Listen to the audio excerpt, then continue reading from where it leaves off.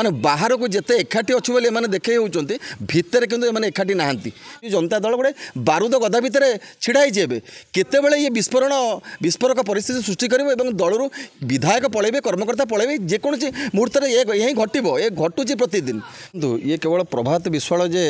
गोटे दलीय समावेश कथा कहते दल भितर किभली मनमानी चली से सीधा सड़क भाव में दुई जन को भिके पांडियान एवं बबी दास को से टार्गेट कर कथा से आज कहले निर्वाचन हारिला पर से कथा नुहे निर्वाचन लड़वा पूर्व से दलर विधायक प्रदीप पाणिग्राही ये कथा उठे तेणु नवीन बाबू जदि मूलर जे दलर सुप्रीमो बिजु जनता दलर सी जदि दलर पुरुखा नेता मानक दलर सांगठनिक दायित्व दे था सहित आलोचना करी जदि सांगठनिक कार्य होता टिकेट बंटन होता दलर भलमंद बुझा जाता ताले यही दुर्दिन देखा पड़ न था तेणु एपाई आम जी जहाँ कहूना कहीं केतबेले किए कौच साधारण संपादक बबीदास दायी केतबेले किए कहते जे पांडियान दायी किंतु दायी साधारण चर्चा हो मूल होती मुख्यमंत्री मुख्यमंत्री कौन अंधार थे दल कौन होता से कौन किसी बुझीपार तेणु मुख्यमंत्री को गोटे अस्त्र करा जाए जो मैंने ये दलर एकचाटिया कारबार करुले पुरुखा नेता मानक अभिज्ञ नेता मानक जो मैंने बिजु बाबू सहित काम करुले बिजु जनता दल तैयारी लक्ष्य आभिमुख्य जहाँ थिला ये सबू को पादे दली गोटे दल जितेबाला एकचाटिया कला दीर्घ दिन शासन रहा अहंकार दल बढ़ीगला ये कथा तो आसब लोक चर्चा करेंगे और से दलू चर्चा हम देखु पांडियान चाकरी करने आसिले ओडिशा को एमती परिस्थिति है सी बिजु जनता दल को निज नियंत्रण रखिले एवं तांको बिना बिजु जनता दल रे पत्र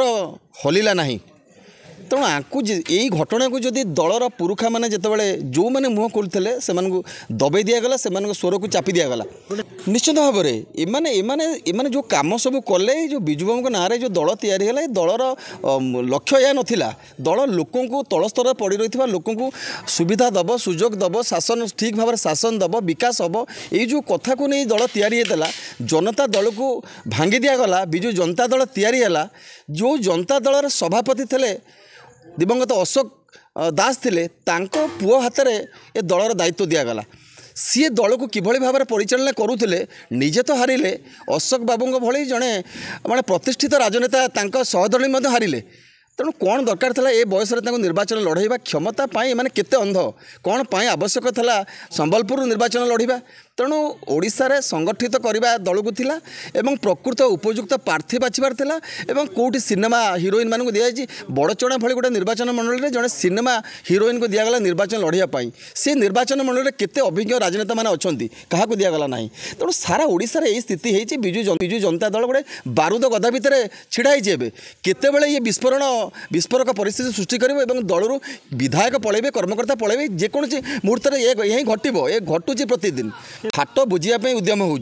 मेयर कहते आम सब ठीक अच्छु कॉर्पोरेट मैंने सब ठीक अच्छा किंतु कौन कटक है कौन अलग जगह राज्य विभिन्न जगह हो देखो भुवनेश्वर में कौन घटुची देखो मैंने कांग्रेस सहित हाथ मिलई भारतीय जनता पार्टी सहित मैंने लड़ाई करेंगे तेरे प्रबल विषोद्गार विस्फोरण आंक भितर अच्छी विद्रोह अच्छी तेणु दल को सजाड़ाई आंक हाथ में सुजोग ना कि समय ना कारण नेतृत्व विहीन दल हो नवीन बाबू केवल सभापति आगुरी सभापति थे बर्तमान अच्छा दलर विरोधी दल जे मुख्य हेले जे मुख्यमंत्री थाई दल को नियंत्रण भितर रखिपारे विरोधी दल को विरोधी दलर नेता भाव में ये दल को से रखिपारे ना ये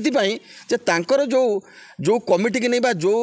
मुखिया माने अच्छी बिजु जनता दल अभिज्ञ पुरुखा लोक निर्वादीय लोक मैंने अच्छा नेता मैंने अच्छा एबे भी गुरुत्व ना एबे भी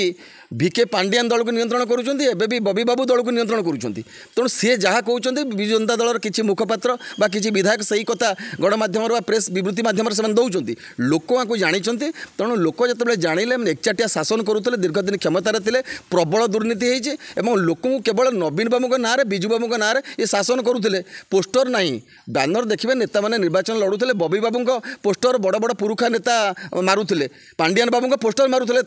पोस्टर होर्डिंग भितर पोस्टर फोटो थिला नवीन बाबू बिजु बाबू गौण हो जाते तेणु दलटा को पांडियान बाबू निज नियंत्रण को संपूर्ण होगा चाहूले तेणु लोक हरईदे तेणु जदि किए बिजु जनता दलर अभिज्ञ पुरुखा नेता मैंने अच्छा जे बिजु बाबू सहित कम कर आदर्श अनुप्राणित होती से नेता जदि दल को परिचालना करती सांगठनिक दायित्व नियंती हुए तो କିଛି ସମୟ ଲାଗିବ ଦଳ ପୁଣି ଥରେ ଠିଆ ହେଇପାରିବ।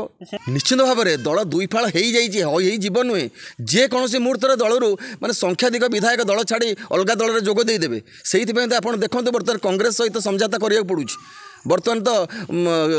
କେନ୍ଦ୍ରରେ ମଧ୍ୟ ବିଜୁ ଜନତା ଦଳ ବିରୋଧୀ ଭୂମିକାରେ ଅଛି ଏବଂ କଂଗ୍ରେସ ସହିତ କଂଗ୍ରେସ ମେଣ୍ଟ ସହିତ ସେମାନେ ସାମିଲ ହେବାକୁ ଚେଷ୍ଟା କରୁଛନ୍ତି ଏବଂ କହିବାକୁ ଗଲେ ସେମାନେ ଏକତରଫା ଭାବରେ ମାନେ ହାତ ମିଳେଇ ସାରିଛନ୍ତି। ତେଣୁ ଓଡ଼ିଶାରେ ମଧ୍ୟ ସେଇଆ ଘଟିବ। ଏମାନେ କଂଗ୍ରେସ ସହିତ ହାତ ମିଳେଇ ଭାରତୀୟ ଜନତା ପାର୍ଟି ସହିତ ଏମାନେ ଲଢ଼େଇ କରିବେ। ନହେଲେ ଏମାନେ ଏକାକି ଆଉ ଲଢ଼ି ପାରିବେନି। ଏମାନେ ଲଢ଼ିବାରେ ଏମାନଙ୍କର ଆଉ ସେତିକି ସାମର୍ଥ୍ୟ ନାହିଁ।